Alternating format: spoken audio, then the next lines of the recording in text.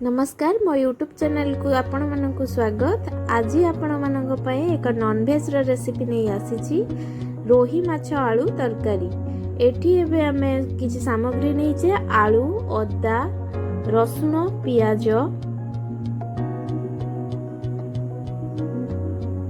Tomato किछि गोटा गरम मसला। वर्तमान माछटी को भल भाव धोई नहीं से लुण हलदी मिसई ताको भल भाव गोले नेबा।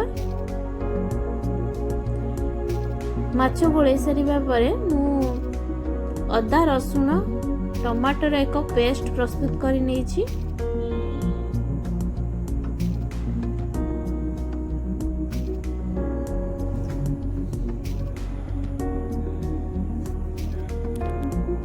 वर्तमान कड़े को गरम करनी से तेल दे आलू गुड़ी को भल भाव भाजी नेबा।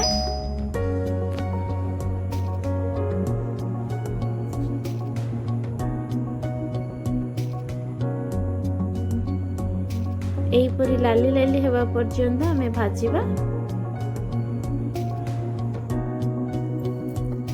माछ गुड़ी को भाजिया पई तावारे तेल दे गरम करी नेबा। सेतिरे रखिथिबा माछ गुड़ी को दे भल भाव भाजी नेबा।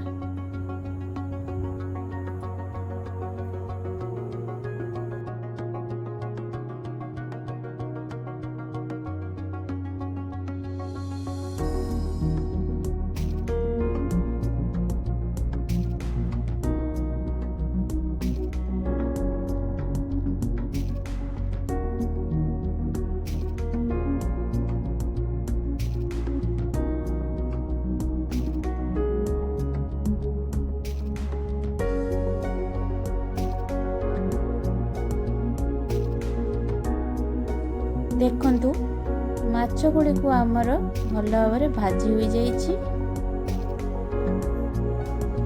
वर्तमान कड़ाई रे तेल गरम करी गोटा गरम मसला दे देबा। किछि समय परे सही तेल रे कटा हितबा पियाज गुड़ी को देबा।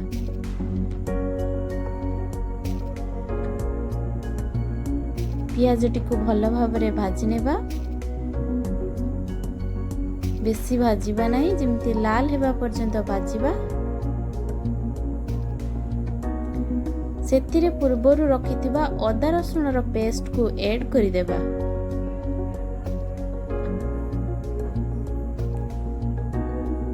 एको एपरि भाबरे कसिबा जेमिति अदा रसुण रो स्मेल टी दूर होई जिवो।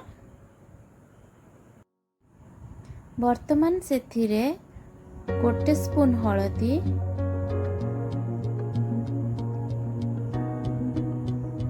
हाफ स्पून लंका गुंड आपण आपणक हिसाब रे राग कम बेसी करि परिबे।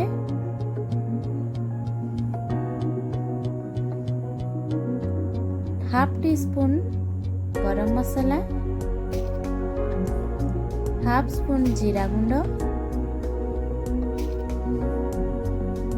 ये सब को भल भाव मिक्स करनेबा।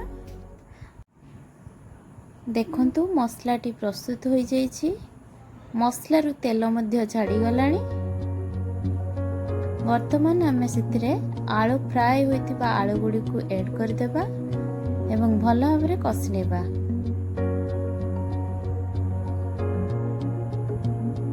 एही परि भाबे कसिनेबा। कसी हो गले सेथिरे गरम पानी को हमें ऐड कर देबा। किछि समय फुटिला परे माछ भजा दे आउ किछि समय फुटिया पई छाडी देबा। वर्तमान हमर रोही माछ आलू तरकारी प्रस्तुत हो जाय। रेसिपीटी आपण मन को भल लागितिले कमेंट माध्यम